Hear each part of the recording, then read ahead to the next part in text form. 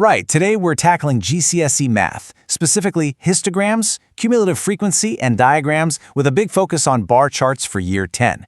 But before we get bogged down in all the data, let me show you how a platform called Applaa is going to help you out. And trust me, it is unlike any other online tool or tutor you've tried. So this is the Applaa platform. Before we dive into today's maths, I really want to show you exactly how this completely changes the game for your revision. I mean, does this sound familiar? You're sitting in a busy classroom, the lesson is moving way too fast, and you just aren't getting enough practice. Then, when you actually get stuck, you feel way too shy to put your hand up and ask for help. It's so frustrating, isn't it? Now, you've probably tried other apps and AI tools before, but let's be honest, they don't really know you. They don't know your specific level or where you keep going wrong on a tricky past paper. They just spit out generic answers. Well, Applaa is totally different. Meet Applaa. Applaa actually becomes your personal learning companion. It actively figures out your weak spots, gives you unlimited practice, and lets you ask absolutely anything 24/7. And the best part, zero judgment. And it literally covers everything, from your 11 plus and GCSEs right up to A-levels and even the UCAT. You get one brilliant buddy to help you revise, practice, and completely excel in all of it. Plus, it's all here for just $19.99 a month. That's for every single subject, guys, not just one. Absolute massive value. Okay, so let's get started. Getting back to today's topic, histograms, cumulative frequency, diagrams, and specifically, bar charts, step by step. Let's get into it. First up, let's talk about data. Data is really just the information we collect, right?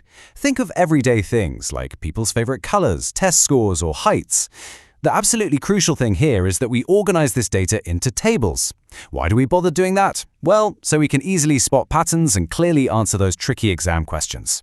Moving right along to charts. Things like bar charts, pictograms, and other graphs make it so much easier to literally just look at and compare data at a glance. It's like a giant puzzle, and choosing the right chart makes the picture clear. For instance, a bar chart is absolutely perfect for doing clear, visual comparisons across different categories. Now, once we have our data, we need to summarize it. Let's kick off with the mode. The mode is simply the value that appears the most often. It's super useful when you just want to know the most common or, the most popular result in your set of data. Next up is the median. The median represents the exact middle value. But, and here is a massive trick you've got to remember for your GCSEs, you have to arrange the data in order first, smallest to largest. Only then can you find that actual middle number. Don't let the exam board catch you out on that. And then, of course, we have the mean. This is what most people are talking about when they just say the average. To find it, you simply calculate the sum total of all your values and then divide that total by the number of values you actually have. Right, let's look at a really practical example so you can see this in action. Imagine we've got 5 people, and we've counted exactly how many tweets each person has. So our data is 2, 3, 3, 4, and 5 tweets. Let's break down the math step by step. Step 1, the mode. Well, the number 3 appears twice, which makes it the most frequent, so our mode is 3. Step 2, the median. Our numbers are actually already in order, smallest to largest, so the middle number of those 5 is clearly 3. Step 3, the mean.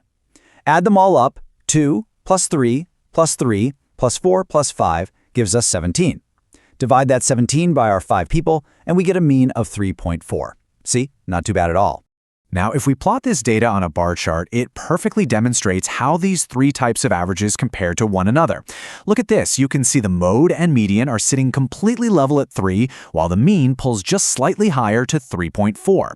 Seeing it visually like this just makes the differences so much easier to grasp, doesn't it? So, to quickly summarize this little micro lesson, you collect and organize your data in tables, you use charts to help spot those key patterns, and you find the mode, median, and mean to summarize your typical values. Honestly, if you master these basics, your confidence is going to absolutely skyrocket.